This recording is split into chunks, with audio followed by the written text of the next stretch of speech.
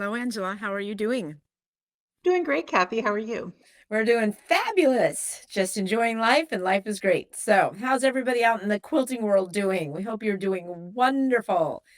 Leave comments below and let us know what's going on, right? Definitely. And Outstanding. if you like our content, make sure you hit the subscribe button. And we also uh, like thumbs up. That tells us we're doing Absolutely. a good job. So yeah, Awesome. What should we talk about today? today we're going to talk about the quality of quilt store cotton versus other cottons. And or I would say all of pretty much a lot of things, even thread when we start talking about thread, Oh yeah, for yeah. sure, because yeah, Why purchase from your local quilt store and not, the big bucks. yeah, big box stores? I love my big box store, don't get me wrong. I do. There are things I buy there too. I actually do go in with, my all swagged up in Fabric Bash gear and buy things, so I do support them because they too are pretty much maybe potentially their franchises to some extent have local people working there, so I love supporting local, and to a degree, that is supporting that, so we're not anti-big box. Let's just make that clear. We're not anti big box. What we want though is to talk about the differences in our pricing of our cotton compared to the big box stores. Well, yeah, and if that's the quality that you can afford, by all means, I'd rather have you quilt than not quilt, right? Absolutely. So yeah, but you can't go in thinking it's going to be the same quality as what a quilt shop is selling. Right. And not to and all we're asking is that you don't judge on that side. Sometimes I feel from this perspective of a store owner that I get judged at my quote prices that I'm trying to I do Well, yes, yeah, I'm trying to make too much money on our product when I'm not. I'm trying to be fair. We're a small family business. You're a small family business. Most quilt stores are a small family business. And they're just working hard to. yeah. Well, and we don't have the purchasing power of a big box store. I mean, they're Right. buying entire lines of fabric. By We're the buying crate, by the Yeah, well, crate. they're buying the entire line, thousands and thousands of yards of fabric, right? Mhm. Um, and we're buying a couple bolts, Maybe. first of all. Yeah. Yeah, and maybe like you buy a couple bolts typically, I buy one, right? Mhm. So that's part of it too, is that we're not buying in bulk like they are. Mhm. So we're not offered the discounting that they are. And then their gray goods are not the same as our gray goods are.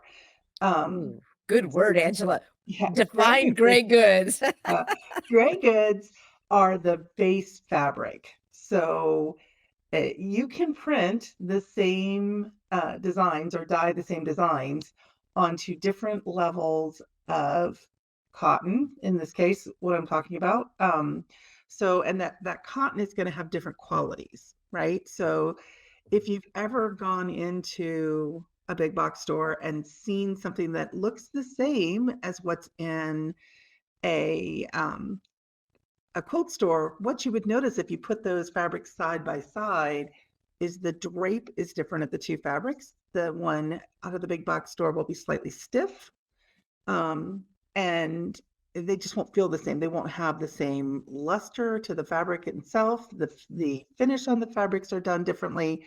And they end up having to put a lot more sizing in the ones that are in the big box store for them to have any body to them. Once you wash them, they tend to lose any structure to that fabric at all. Right. I mean, if you're lucky. If not, it feels like a cardboard box. So, So um, it's just they're not buying the same base fabric right. that stores are offered. First of all, I mean, when they come in and they're showing us fabric, they're not going to show us those gray goods either. Right. And you can kind of see the same thing if you're in just a quilt store. If you look at um, like a Moda print and then Mhm. go up to a moto wide back. They're not printed on the same gray goods either, because wide back obviously is a lot wider Mhm. than your typical quilting cotton would be, right? So, and it is a different type of gray goods. It's usually a little looser weave than the quilting cotton is, and it's fine. It's still a quality product. I'm not saying it's not quality. The cost of a wide back would be astronomical if you quilted it on the same level of gray goods that you're printing quilters cotton. Right. So if you think those prices are high now, they could be higher. They could All be, right. you Oh, know. and actually wide backs are a little bit deceiving because if for every yard that you purchase, you get 2.5 yards of wide back compared to the 45. Well, right, because it's wider, Yeah. Perfect. right? Yeah. Mhm. So yeah. We sell a lot of wide backs for people who are piecing. It's kind of fun. Mhm. They're not, Uh, like I said, it's not that they're inferior, it's just a different grade good. They're still a good Absolutely. quality grade good, it's just different. And And the same with the big box stores. Their wide backs are different gray good again. yeah, they are. Their wide backs can get really you have to be careful with the wide backs out of there. Mhm. Um, I've seen a lot more printing flaws on their wide backs. Printing flaws can happen on anyone, like a white or black streak Mhm. going through the fabric. Um, but I've unfolded a couple recently that have had like big V-shaped white, not printed areas on them coming out of the big box stores. So if you're buying a wide back there, make sure that you're looking at it too before you make that purchase. Right. I mean, it's just a and then our thread. Let's just talk about thread too, because as repairing sewing machines as both of us do, we there's lots of lint that happen in our domestic machines. And there are some threads that are purchased at the cutting counter at the big box stores that are just really not very good, and they're very, very linty, and they actually kind of hurt our machines more than they help our machines. If you would just spend $1 more and get a good Egyptian quality cotton. Or they could also be serger threads, Yes. or they could be garment threads. Like know, if you don't have a good education on thread, you may not be buying quilting thread, right? Right. They may say, oh, yeah, that'll run in your machine. Right. And polyester has totally changed over the past decade. It used to be terrible, Hmm. by far Well, terrible. we used Well, to use garment thread in quilting too. So it, I have a hard time. Like one of the big ones that people say is awful is dual duty. Well, dual duty is not um, marketed towards quilters. It wasn't made for quilters. It was made for the garment industry, and its entire job in this world is that when you squat down, your seam on your pants doesn't rip, right? right, So I don't even know if it's a quality issue per se, although it's not the quality, even it is not the quality that it was back in the 60s, 70s, and 80s when my mom was sewing garments, right? right. Um, but it's still not marketed or manufactured for you to piece with. So if you are piecing with it, you're going to have problems. And yeah, Yeah, it, right, for sure. Could you imagine that dual duty with a really, big box store, really cheaper fabric to per se? It could be not so pretty, yeah. and that's okay. I mean, those are learning lessons, and if you need to practice on stuff, absolutely. We tell people when we're learning how to free motion quilt that sometimes you can get some quality, like, I would definitely practice with poly batting that's a little bit cheaper, or I would try some different things just so I can keep practicing and keeping it economical. We totally get that, right? We're not gonna go buy Tula pink fabric and practice on it. No. No, I love her fabric, but no, I'm not. No, I mean, I'm not gonna practice on it. No. No, no, no. No. I Right. go into my stash and find that, fabric I'm not crazy about anymore. That's usually what I practice on now, but, Oh, we I heard a great term about some of our fabrics, our fabric stash that we don't like, that we want to break up with it. So how can we break up with it? yeah. So I think it's kind of funny. That was a great comment. Yeah. I personally, I think it's like my closet. Every once in a while, I need to go through and donate. Right? Exactly. We're getting ready for a big donation here at Fabric Bash, so I'm getting kind of excited. So it'll be Yeah. good.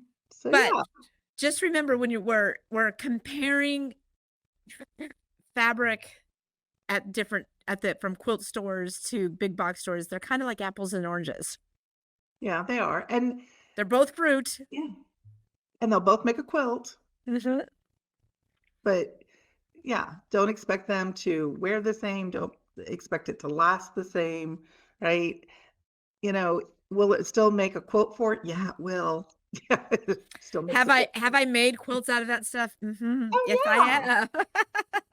Probably will in the future. Yeah, You sure know, will. because it's just or bags or different things like that, but there are ways to work with your local quilt store. I'm Yeah, sure and absolutely positive that your local quilt store has a rewards program of something or some ways they have sales or get on their email list and see what's going on so you can plan ahead because the email list is by far the best way to get information on your local quilt store yeah. from your local quilt store. While Facebook is fun and YouTube is fabulous and Instagram is great, they go down every once in a while. But at least our email gets out there every once in a while. I mean, it is kind of funny when it does when for the 30 minutes that Facebook does go down, like, it seems like the world ends. "Oh, no." But Yeah, and e I'm one of those that isn't really doing, email anymore. So oh, your local fabric store may not be doing emails, guys. So get to know your local fabric store well enough that you know what they're doing and how they're communicating. right. Well, for us, by far, is the best thing is newsletters, so but we are consistent across all social medias at the same time. So if I put something in a newsletter, it goes out across all social media Yeah. the same. Yep. I mean, we need to get our word out to you guys, and so we're gonna make sure we do that, right? Right. We have a couple quilt stores in the area that are emailing, but the vast majority of them are not here. And it may just be that we have tech overload in my area too. Okay. Yeah. Um, the other thing that I'm gonna tell you that is different between box stores and quilt stores is when you need help. When you need help figuring out how much yardage you're gonna need for a quilt.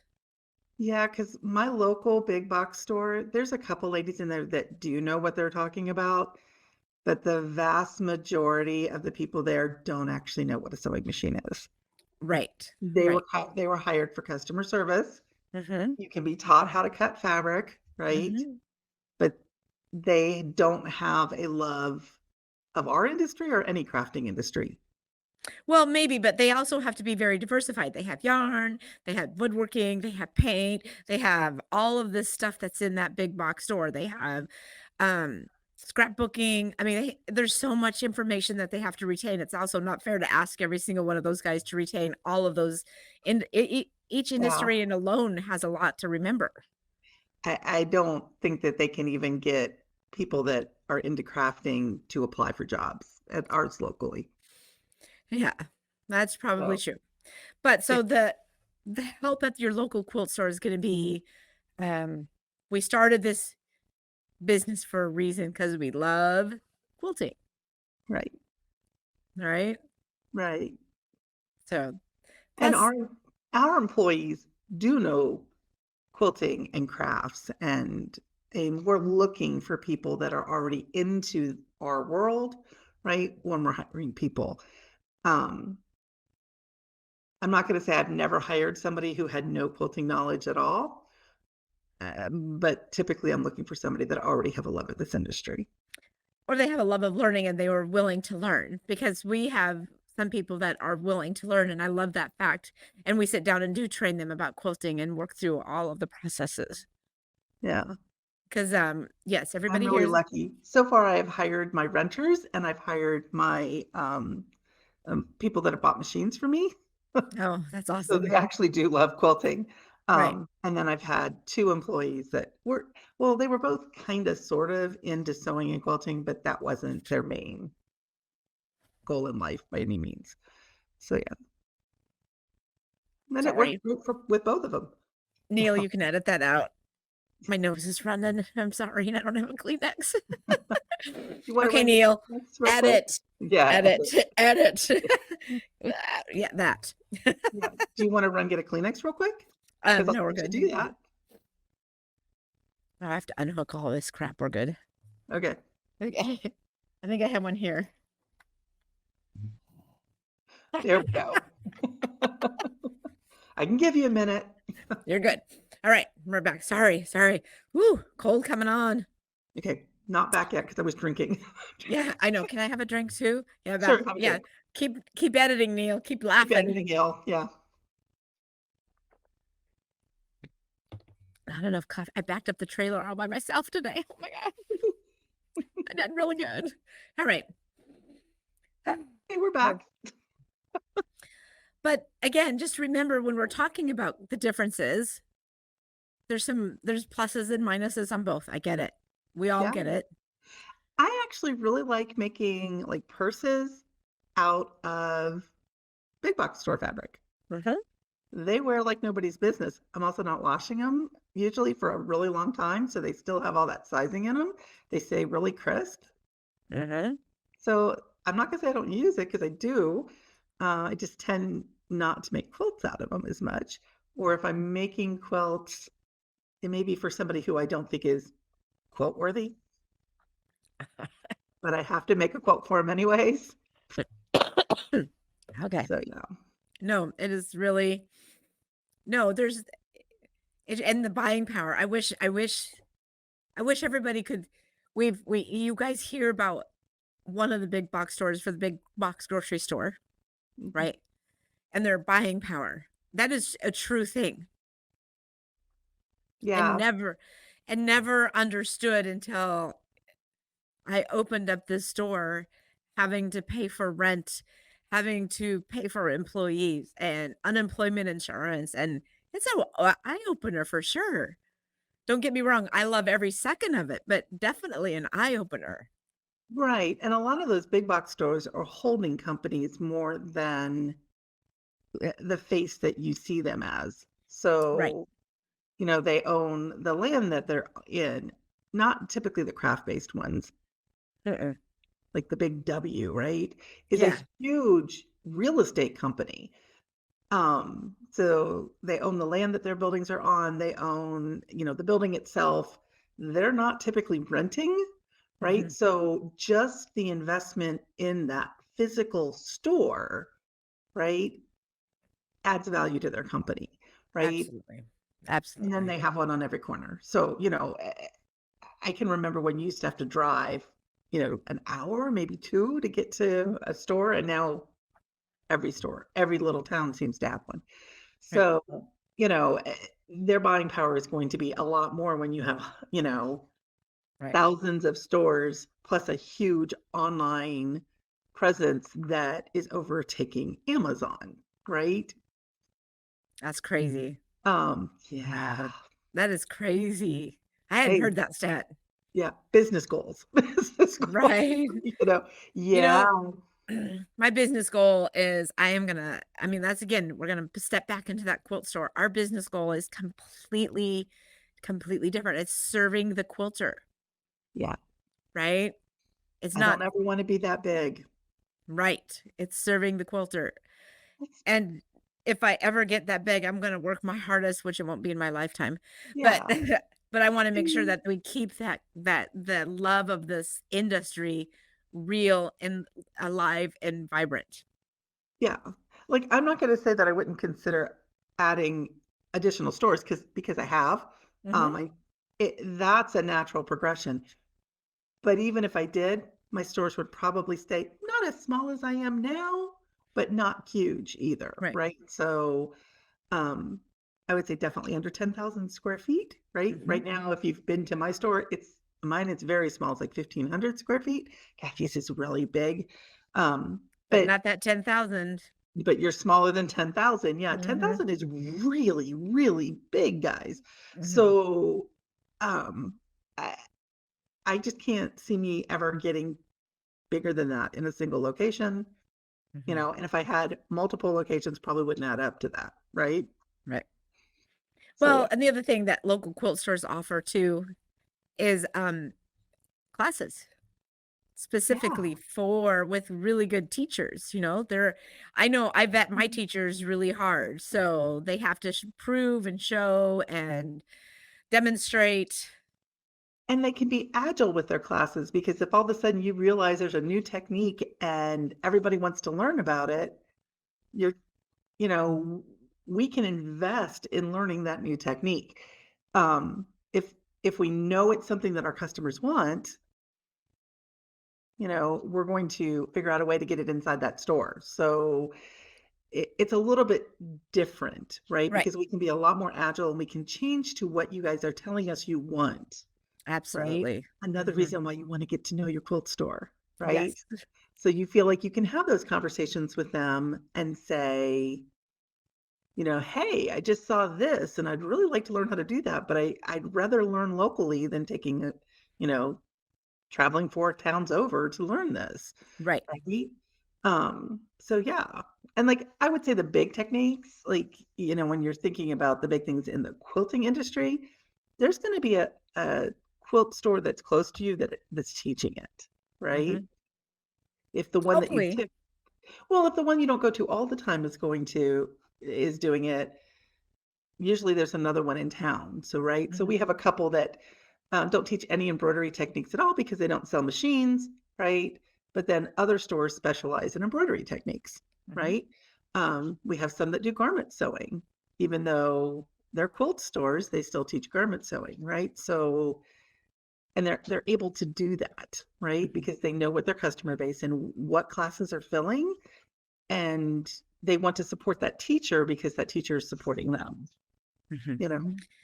Yeah. The other thing is too is with the change of the, industry in the past 4 or 5 years, it has been fun seeing some stuff go online and having more quilt stores online because I feel Yeah. that's another great way that we can help. Because here you're in North Carolina, which is Oh, after visiting you, that's a lot of people. yeah. In Omaha, we have a lot of people, but not too far from me. I just drove back from Texas yesterday, and there's a lot of, like, empty spaces when we're driving. So some people don't necessarily have the luxury of having a cool store right by them, and that's all they have is a big box store. Mhm. Totally get that and understand, but there's Oh, other yeah. ways that you can support your local quilt store, can be online. Mhm. That is true. That's it. Right? It's the store that you're trying to keep open for online, local, but you can still get to know that online store too. I mean, typically, Absolutely. I mean, interact with their social media. Like, if you really like an online store, like, tell people online that you really like the store. And That's that's free. that's That's free. free. Free That to is share. free, and you wanna know what makes us giggle? Yes. A good review online makes us really happy. Yeah. Makes us Well, and I mean, lots of stores are going live. We go live. I love the fact that I have customers in Rhode Island. We're in Omaha, Mhm. Nebraska, and you have people from far away. Oh, We yeah, I all ship have all over the people. world. Yeah. And it's wonderful that we can make this big, vast world nice and small and tight with quilting. So that's the other thing. Yeah, We little small quilt stores will Facebook message you, email you, send pictures, do whatever we need to do to make sure you get that right fabric. that's right, we will. We'll put the Mhm. fabric you're telling us that you have right next to the other fabric and shoot a picture of it and send it to you if we can. Absolutely. That's my favorite thing to do is make sure everybody gets the right fabric. Well, And go ahead. but if online wasn't going well, I mean, I just made a huge investment in a studio at my house that I can shoot YouTube videos here anytime I want to, right? Mm, So it is the way of the future, right? So most of the stores I would think would have some form of online presence. sure. And if they don't, they're missing a huge opportunity. Well, then maybe they can be nudged into that. You never know. Mhm. Yeah, I mean, well, and that's sometimes the thing you talked to about. I would love to have a virtual group that I can be in my PJs and talk to you guys all online. That would be really cool. One of It's our best is a virtual retreat that we do. It's so much fun. Everybody gets to stay in their PJs. It's a blast. Mhm. So yeah, Um, and it's all about, talking it if you're interacting online with them, you probably are talking to the owner, mhm, or you're talking to somebody who is talking to the owner, right? mhm.